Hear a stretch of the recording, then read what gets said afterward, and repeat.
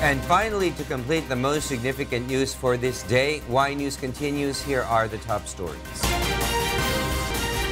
49 individuals are facing charges over their alleged involvement in the shipment of the 11 billion peso worth of SHABU that was concealed inside 4 magnetic lifters in August. The Philippine Drug Enforcement Agency filed the charges against the respondents, including former Police Senior Superintendent Eduardo Acierto, former PDEA Deputy Director General for Administration Ismael Gonzalez Fajardo, and former Customs Intelligence Officer Jimmy Gumad for alleged conspiracy and negligence in handling of the said shipment. Former Customs Commissioner Chief Lapeña, however, was not among the respondents due to lack of strong evidence to prove his direct involvement in the transactions. We haven't seen any evidence that will link directly si former Commissioner Lapeña sa mga kaso. And that is why he was not included in the filing of the case. Well, after this, we will provide copies to the Presidential Anti-Corrupt Commission, maybe an ombudsman, and I think they have more authority to file administrative cases if there is. A total of 335 kilograms of SHABU were discovered on August 7, 2018 at the Manila International Container Port. A similar shipment of illegal drugs valued at 11 billion pesos were also discovered concealed in 4 magnetic lifters inside an abandoned warehouse in Cavite. The local government of Balangiga in eastern Samar has implemented tighter security in and around the town for the formal turnover of the historic bells on Saturday. This after Malacanang confirmed the attendance of President Rodrigo Duterte to the event. According to presidential spokesperson Salvador Panelo, the president decided to attend the handover ceremony of the Balangiga Bells due to persistent requests from the people of eastern Samar. Local officials say the formal turnover will be held inside the Church of San Lorenzo de Martir, the Bells' original house, before they were taken by American soldiers in 1901. The bells will be put on display outside the church on Saturday evening for public viewing and photo opportunity. A program will also be held to thank the people who have been instrumental for the return of the bells. Magkakamayada gihapon so para pagkakakilanlan ID system na kinahanglan gihapon for security reasons kasi itong perimeter naton dire itong basta kung hindi nila itong padto masulod magawas itong may mga procedures kita gin-follow. Ginahangyolan natin nga tanan nga bisita nga makanhi nga mag-operate nila kitahan natin mga procedures nga ginpapasunod. Local officials also reminded arriving visitors to ask local residents or book for a short-term accommodation in nearby Tacloban City, as the town has not much commercial facilities for tourists. The Land Transportation Franchising and Regulatory Board begins its crackdown on Angkas drivers who still ply on the roads despite the temporary restraining order issued by the Supreme Court. Traffic law enforcers flagged down motorcycle riders who were found to be part of Angkas service after attempting to cover their helmet tags and connive with their passengers to pretend as their relatives. Apprehended Angkas drivers were issued with violation tickets and their motorcycles were impounded. Under the LTFRB Joint Administrative Order 2014-01, apprehended Colora motorcycles will be impounded for 3 months and will be fined with 6,000 pesos. According to Angkas App Management, around 25,000 partner drivers will lose their jobs following the suspension of their operations. They also hope that the Supreme Court will rule in favor of their operation and promise to do all efforts to legitimize their riders. Some senators are urging President Rodrigo Duterte not to call for a special joint session in Congress to tackle the proposed 2019 national budget. According to Senator Panfilo Lacson, it is impossible to approve and ratify the budget proposal this year as they no longer have the time to scrutinize the proposed budget allocation for each government agency. Duterte's economic managers have earlier said they are determined to recommend to the president to call for a special joint session session to pass the 2019 budget before the year ends. The Department of Budget and Management has previously warned that government services and the country's economy will suffer next year if Congress fails to pass the General Appropriations Bill.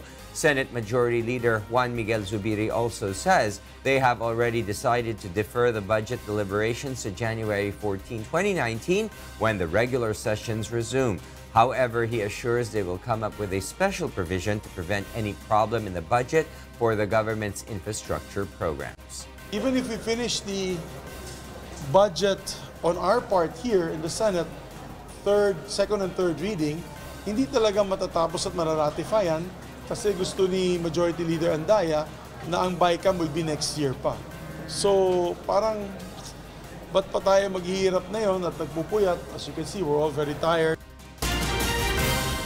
Meanwhile, Malacanang calls on the House of Representatives to respect the prerogative of President Rodrigo Duterte over each member of the executive branch. This amid calls of lawmakers to the resignation of Budget Secretary Benjamin Diokno over alleged insertions in the proposed 2019 national budget.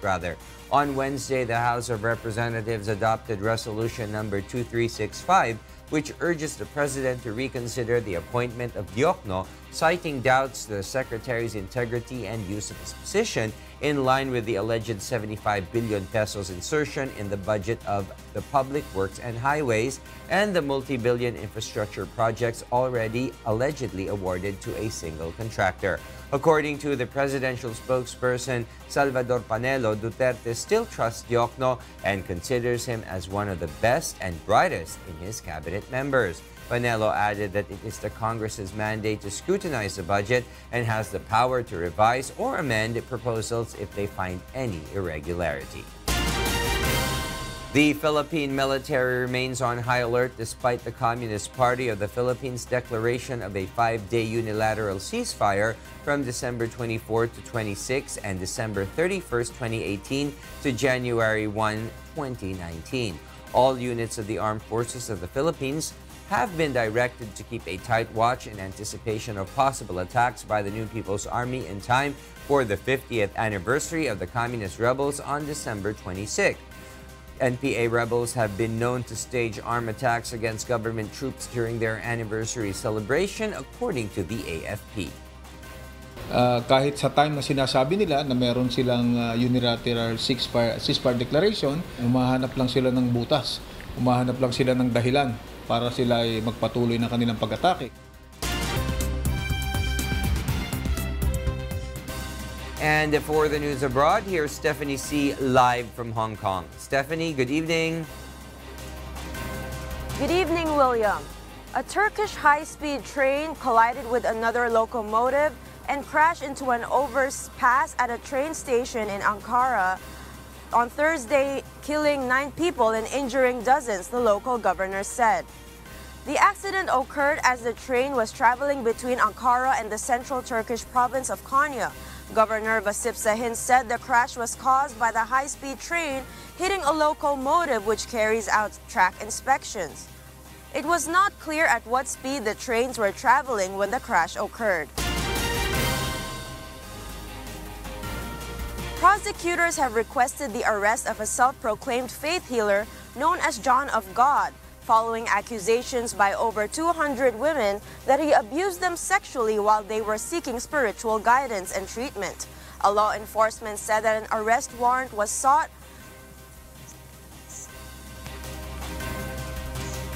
from a court in Abadiânia, a small town in central Brazil, where João Teixeira de Faria, which is his real name, has his spiritual center. Since the first accusation was aired on television on Friday, 258 women, some of them foreigners, have come forward accusing Faria of abuses, according to the prosecutor's office for the state of Goiás, where Abadiânia is located. Faria denied the accusations and said he would comply with the law. UK Prime Minister Theresa May vows to deliver on Brexit deal after surviving a confidence vote. Meanwhile, U.S. President Donald Trump's former lawyer has been sentenced to 3 years in prison after telling a U.S. judge that his blind loyalty led him to cover up for Trump. Beverly Saison tells us why. The result of the ballot held this evening is that the Parliamentary Party does have confidence.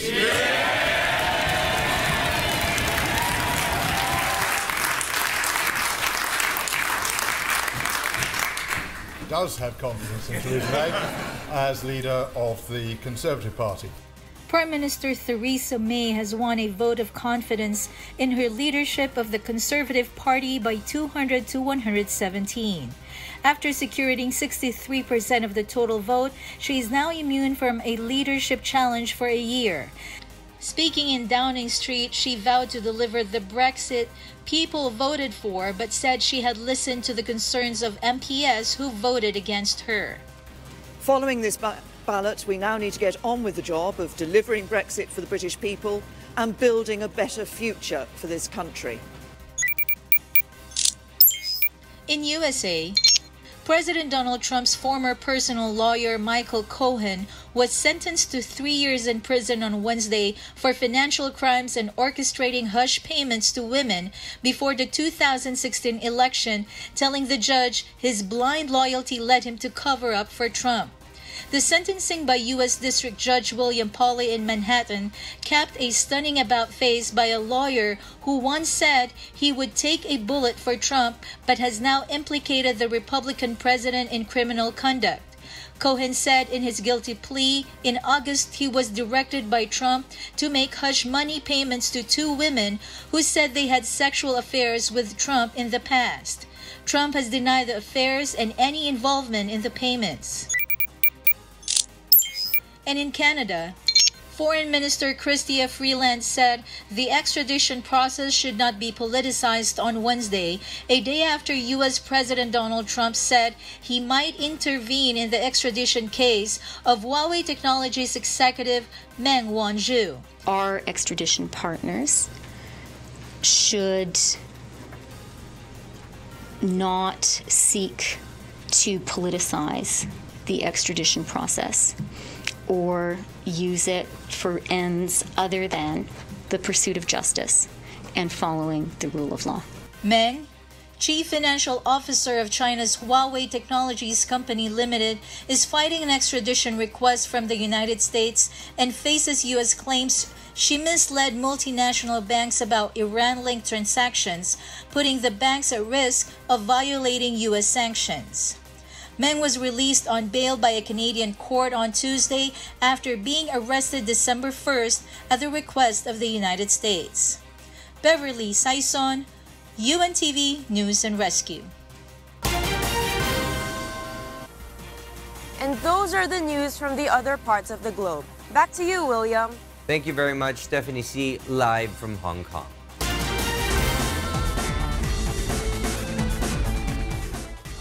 Groups of rowers from different countries depart for a life-changing adventure in the Atlantic Ocean. Victor Cosare tells us why. Nearly 30 teams of adventurers from 12 countries around the world set off on the Atlantic Challenge on Wednesday. The fleet began the life-changing adventure from La Gomera in the Canary Islands and will row 3,000 miles across the Atlantic Ocean to finish in Antigua. The 2018 fleet includes Team Row for the Ocean, Team Wolfpack, and the first Antiguan all-women's team and first ever all-black team to row across the Atlantic. Yeah, we're all feeling calm, collective, and ready to go. A few nerves around, but I mean we're controlled and looking forward to getting going. We're treating it just as another row, staying focused, staying together, and just working our shifts until we get home, one day at a time, one shift at a time. Rowing 3,000 miles across the Atlantic Ocean, the adventurers will experience everything from tropical storms to 40-feet waves and sweltering heat. They will be at sea for between 30 and 90 days. This year's race features teams of 5 for the very first time, along with solos, pairs, trios, and teams of 4 from all 4. Each boat will raise money for a chosen charity. The future of Team Sky has been cast into doubt after its owner and sponsor, broadcaster Sky, confirmed it will end involvement in professional cycling after the 2019 season, the British-based outfit said on Wednesday. The decision means the successful team, which has won 8 Grand Tours since 2012, will need to begin the search for another sponsor to provide funding from the beginning of 2020 and continue to compete under a new name. Victor Cosare, UNTV News and Rescue. A female surfer is training hard as she aims for the world's adaptive surfing champion title. Leslie Longbowen tells us why.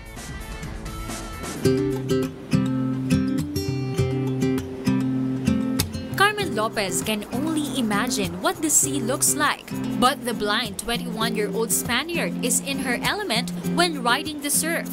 Guided by instinct and signals whistled by her coach, Lopez has been training hard to become Spain's first blind female athlete to enter the World Adaptive Surfing Championship in La Jolla, California on Wednesday.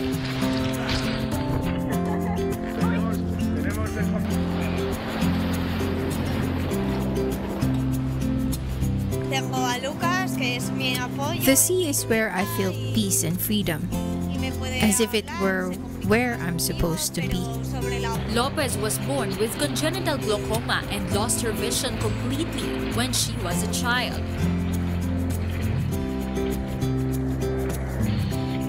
I'm not different from other surfers.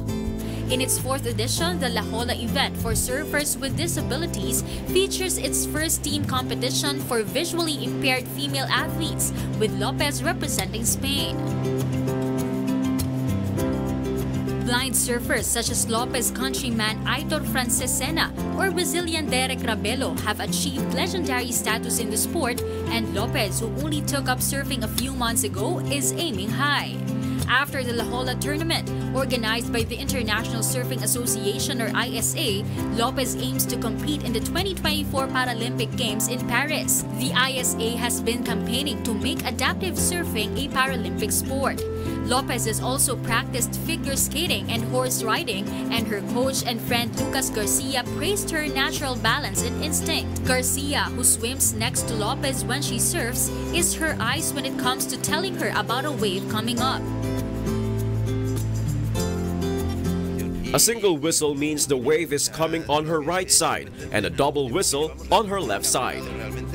Lopez wants to encourage others with disabilities to challenge their limitations, live a full life, and perhaps try out sports.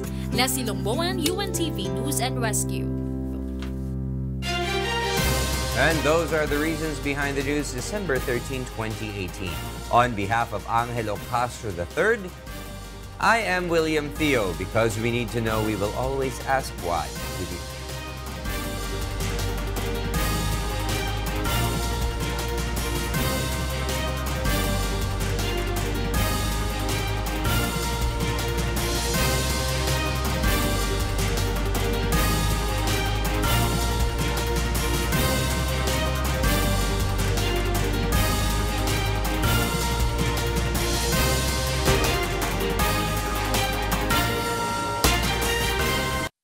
UNTV, your public service channel.